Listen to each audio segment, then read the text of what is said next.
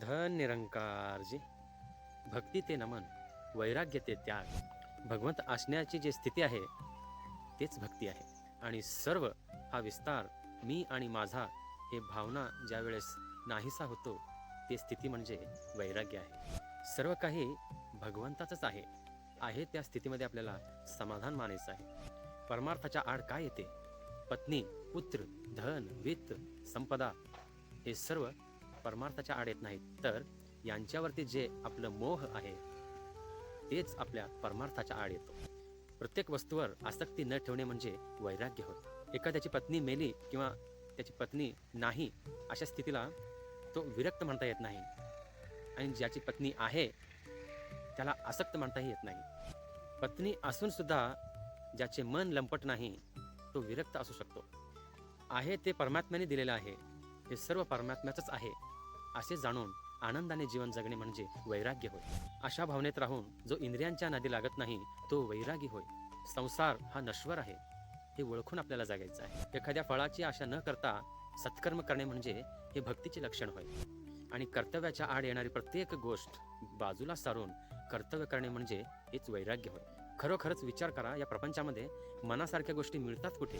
आपल्या मनासारखं प्रत्येक घडामोडी कुठे घडतात? प्रपंचामध्ये मिळणे आणि न मिळणे हे सर्व गोष्टी आपल्या हातात नाही. अमुक हवे अमुक नको असे न म्हणता प्रत्येक वस्तू, प्रत्येक घडामोडी ज्या घडतात हे भगवंताच्या कृपेनेच घडत असतात असे जाणून अशा बुद्धीने आपल्याला जीवन जगायचं आहे. ज्याने भगवंताला प्रसन्न करून या संसारातील नाशवंत वस्तू जर मागत असेल तर त्याला भगवंतापेक्षा या प्रपंचावरच त्याची भक्ती आहे असे सिद्ध होते. विषय बाधक नाही. जे काही आपण भगवंताला मागतो, मागणे काही चूक नाही, परंतु ज्या वस्तू आपण मागतो त्याच्यावर आपण आसक्त राहतो, विषयाची इच्छा जी आहे ते बाधक आहे. भगवंताला प्रसन्न करून एखादी नाशवंत वस्तू मागितली तर काय उपयोग होणार आहे? म्हणून भगवंतालाच भजा आणि भगवंतासाठीच मागा आणि भगवंतासाठीच जगा.